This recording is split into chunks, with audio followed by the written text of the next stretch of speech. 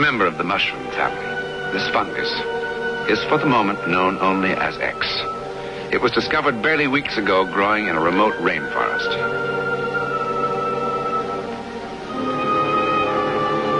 Science has not yet given it a name, for science knows scarcely anything about it. But it is felt that X might have one remarkable quality, that it stimulates extrasensory perception, enabling the mind to become telepathic and clairvoyant.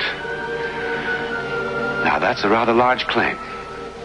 Is it true or false? The answer to that question took us on a unique and distant journey. We're in Mexico, thousands of miles from our Hollywood sound stages in a place called Mitla, on the very edge of civilization. There are no actors, there's no script. For this psychic report can only be recorded at the moment it happens. Here in the plaza of the kings of Zapotec, here in the antiquity of Mexico, we begin a search whose ending, at this very moment of filming, we do not know. We are searching for something far older than these ruins, which, if found, could hurtle ordinary man infinitely beyond his five senses. And now the first step beyond. The first step is a faltering one. We wait day after day for perfect flying weather, for the only way to reach our goal, the inaccessible village of Juquila, is by light plane over trackless mountains. Has he come back yet? No. Well, keep your fingers crossed. This lovely hacienda at the foot of the Dombak Mountains has been here a little longer than we have, but not much. From here, weather permitting, our chartered plane will fly us to a remote mountain village to look for, of all things, a mushroom. But a very strange mushroom indeed, with powers beyond belief. And here are the mushroom hunters, as improbable a group as you will find anywhere. For instance, this is Dr. Barbara Brown, brilliant neuropharmacologist of the University of California at Los Angeles. With her is David Gray, one of the last kahunas of Hawaii, a spiritual leader whose line goes back 900 years, and whose quest for knowledge beyond the world of materialism has led him everywhere in the world. And now here, and here, with friend, is Jeffrey Smith, a distinguished professor of philosophy and humanities at Stanford University. And now, and mighty important, is our translator, William Upson, a missionary who has lived among the people of our remote village for the last 9 years, and the only man in the world who speaks their language. The pilot says he'll be ready soon, John. And last, our forever optimistic, Dr. Andrei Puharish, who wrote the astounding book, The Sacred Mushroom. Dr. Puharish's book brought us here in the first place, and in it, he explains how the mushroom seems to have an incredible effect on the power of extrasensory perception. Incredible is the word. We're here for some very specific purposes. We want to know why these people here in Mexico have kept this rite so secret for so many centuries. But I would say that our prime mission is to explore and examine the biochemicals present in these new mushrooms and find out if they can be of any benefit in this problem of mental disease. What Dr. Puharish hasn't told you, it is not all as simple as it sounds. The last time he was here, looking for the mushroom, a man was shot. And shot at.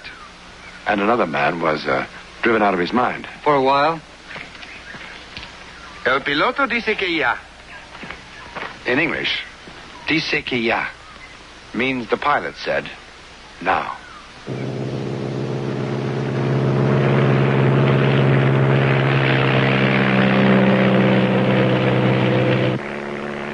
The shadows of our two small planes fall on rainforests which hide villages where the 20th century does not exist.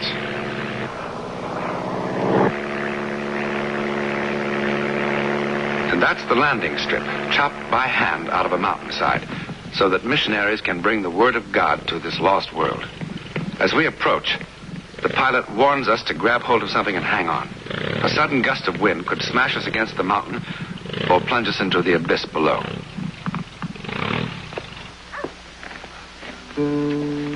At last, we are in the village of Hukila, slogging through mud. Each of us with an odd sense that all the clocks have stopped ticking. We've brought television cameras to people who've never even heard of radio, who've never seen a telephone, an electric light, who've never heard of aspirin, let alone penicillin. But perhaps the sacred mushroom has given them a psychic insight far beyond our deepest explorations.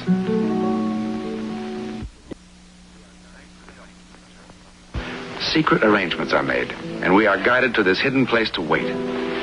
But it is almost midnight before the Brujo appears. He has practiced the secret and all but forbidden rites of the sacred mushroom for decades. Rites passed on from father to son for perhaps 4,000 years. But of course he has never performed before such an audience or a camera. Our scientists have prepared test questions to evaluate the Brujo's extrasensory perception. But he insists on one condition. To achieve spiritual union, they also must eat the mushroom. However, in the interest of detached scientific observation, he agrees that Dr. Brown does not have to take the mushroom. The rites begin. A strangely aromatic root is burned. Inhaled. The Brujo murmurs incantations in Chitina, a language unknown anywhere else on this earth. As our group waits for the mushroom to take effect, Bill Upson questions the Brujo. Because of the circumstances, the sound is, of course, far from perfect. I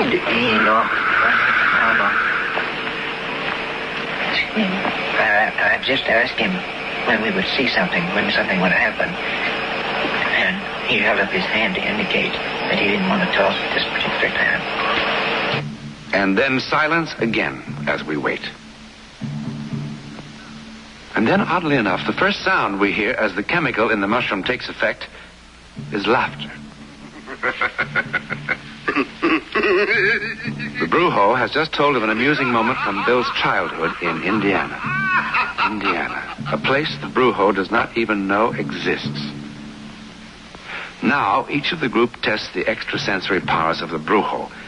Sometimes he is accurate, sometimes he is not. Well, to brighten the eyes. The whole rabbit will brighten the eyes. It's perfect. This means clairvoyance, right? Clairvoyance. The following is one moment when he is startlingly correct. Suddenly he turns to Dr. Brown, whom of course he has never seen or heard of before. Very good. No, but I had to eat it. To eat my butt. You're still sick. You're You're sick in the chest. Your heart. Your heart is sick. Can you ask more specific? No, let's try to get a picture. Heart rate slow. Without a moment's hesitation, he has accurately diagnosed a personal illness that only Dr. Brown knows about. Our next experience with the Brujo and the sacred mushroom comes quickly and unexpectedly. And this time it has nothing to do with scientific investigation. Since it is now common knowledge that we have already witnessed the rite, we are allowed to come along to see a second priest at work, a man named Macedonia, who agreed to take the mushroom and listen to the villagers' problem. He said his burro was stolen, and he wants to know where to find it. In this village of Hukila, the theft of a burro, a man's most important possession, his donkey, is second only to murder. He said 3 men are involved. Macedonia hardly paused a moment before he named the thieves. Gustavo said he was going to take the 3 of them to jail tomorrow.